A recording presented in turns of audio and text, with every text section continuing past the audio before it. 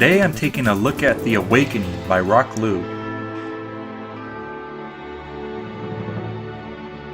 The game begins with your character waking up in a forest, unaware of how he got there and suffering a bout of amnesia.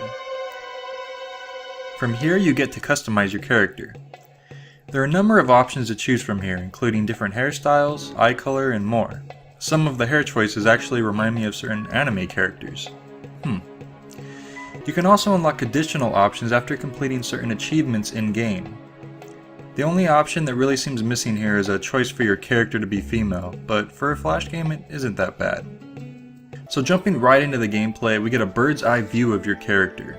You can walk around using either WASD or the arrow keys, which is nice for variety's sake. You can also use enter to pick up things or talk to people.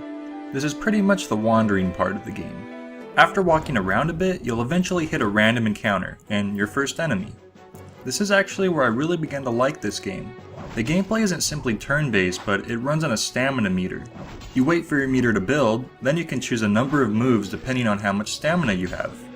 On top of that, you can dodge enemy attacks. And if you get the timing down well enough, you can even attack while dodging.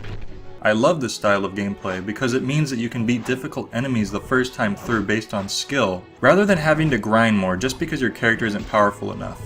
Although it doesn't hurt to level up when you can. While wandering around, you'll come across potions that have different effects, such as increasing your health or your stamina. There's also a way to mix up potions yourself, using an empty bottle and some random stuff you find like mushrooms and butterflies. I never really figured out how to do it, but it's probably pretty simple if you put some time into it. Early on, you run into a blind but powerful traveling merchant named Caleb.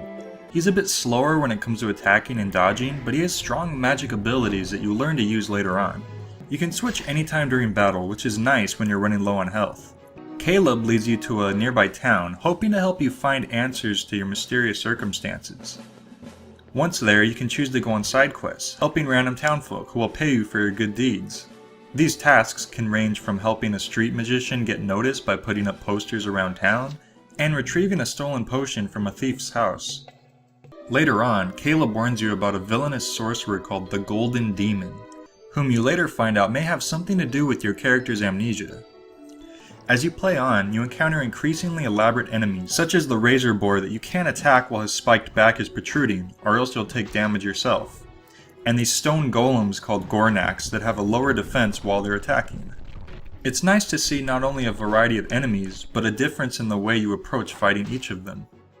A little farther into the game, you eventually obtain these mysterious crystals, and a powerful new ability called Limit Break, which unleashes a really strong attack. Now, I want you to be able to enjoy the game for yourself, so I'm not going to go through the entire story. I'm just going to go over a few more things that I think are worth talking about. The game's art style is simple but clean. The gameplay may take a little getting used to, but as I mentioned before, I much prefer it over the usual turn-based style that you get with most RPGs.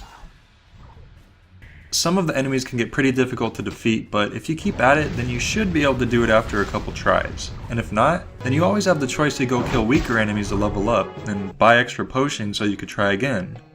I didn't really have too many problems with this game.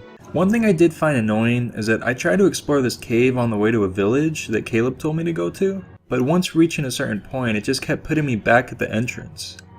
I found out later that I was supposed to go to the cave after getting a mission to do so. Then I was able to progress.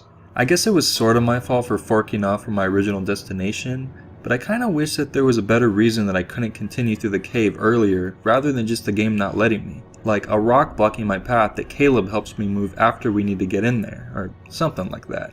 It's just a minor complaint on my part. I did find a funny glitch though. When loading up the game during the part where you're inside the collapsing cave, I noticed that my character spawned inside of a rock. Luckily though, he's pushed to the outside of it so I can continue the game normally. Also, if you enter this random villager's house, he asks you to live with him. Is this a reference to Simon's Quest on the NES? And another thing, the overworld theme kinda reminds me of Gauntlet Legends.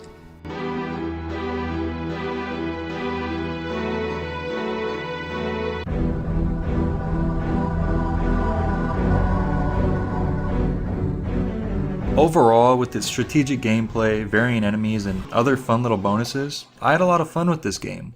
And counting all the side quests along with the main story, I'd say that you have at least a few hours of gameplay here, which may not seem like too much for an RPG, but believe me, for a free Flash game, it definitely is.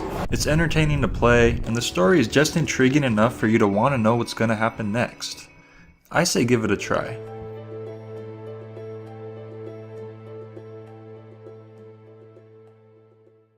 Hey guys, thanks for watching, and if you have any suggestions for games I should take a look at, then leave them in the comments. And if you'd like to play The Awakening yourself, then there's a link to it in the description below. I've also got a console game review coming up soon, so stay tuned.